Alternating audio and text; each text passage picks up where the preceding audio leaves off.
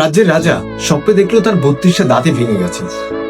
এরপর সকালে ঘুম থেকে উঠে রাজা তো হাই হাই করছে যে এই স্বপ্নটা কেন দেখলাম, যে আমার 32টা দাঁতই ভেঙে গেছে, এই স্বপ্নের ব্যাখ্যাটা কি। এরপর মন্ত্রী মশাইকে বললেন যে যাও, এই স্বপ্নের ব্যাখ্যা যে বলতে পারবে তাকে পুরস্কৃত করবো, সারা এলাকায় ভেড়া পিটিয়ে দাও। এরপর মন্ত্রী মশাই সারা এলাকায় ভেড়া পিটিয়ে দিল, যে এই স্বপ্নটা ব্যাখ্যা দিতে পারবে তাদেরকে পুরস্কৃত করা হবে। এরপর যাচাই বাছাই করার পর 2জন জ্যোতিষ টিকলো। এরপর দুজন জ্যোতিষকে রাজার সামনে আনলো। প্রথম জ্যোতিষকে রাজা মশাই বললেন যে আমার এই 32টা দাঁতই ভেঙে গেছে, এটার ব্যাখ্যাটা কি।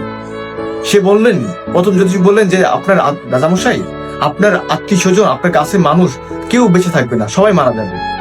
এই কথা শুনে রাজা তো ক্ষেপে রাজা রাগ হয়ে গেছে যে আমার সবাই মারা যাবে, সবাই মারা যাবে, আমি বেঁচে থাকবো। যাও, মন্ত্রী মশাইকে বললেন যাও এখনই ওকে গদ্দান দিয়ে দাও। প্রথম যে জ্যোতিষ তাকে গদ্দান দিয়ে দিল। পর দ্বিতীয় যে জ্যোতিষকে আনার পর তাকে জিজ্ঞেস করলো যে 32টা দাঁত ভেঙে গেছে এই স্বপ্নটা ব্যাখ্যাটা কি।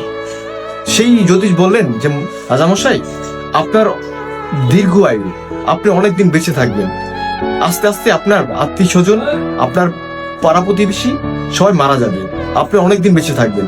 রাজামশাই তো প্রথম কথা শুনেই খুশি হয়ে গেছে যে রাজামশাই অনেকদিন বেঁচে থাকবে। তো দুজনের কথাই কিন্তু এক। প্রথম যে জ্যোতিষ বলছে যে সে বেঁচে থাকবে, তার পাড়া প্রতিবেশী, তার আত্মীয় স্বজন সব মারা যাবে। আর দ্বিতীয় জ্যোতিষ বলছেন যে সে বেঁচে থাকবে, তার আশেপাশে মানুষগুলো তাড়াতাড়ি মারা যাবে। কথা কিন্তু সেইমই, কিন্তু কথার ভিতরে গুছালো ছিল। সো ওই যে কথা আছে না যে কথার মাধ্যমে যুদ্ধ বাজিয়ে দেওয়া যায়, কথার মাধ্যমে যুদ্ধ থামিয়ে দেওয়া যায়। সো আমরা অনেক সময় এই গল্পটা দিয়ে কি বুঝলাম, যে আমরা অনেক সময় আমাদের কথার মাধ্যমেই মানুষকে কষ্ট দিয়ে ফেলি।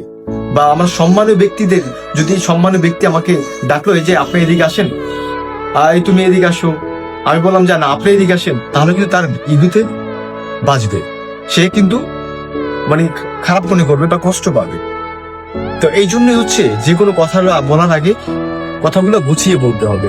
আমরা এই ভুলগুলো অনেক করে থাকি, এই ভুলগুলো আমাদের হয়ে থাকে, তাই অনেক ভেবেচিন্তে কথা বলা উচিত বা গুছিয়ে কথা বলা উচিত।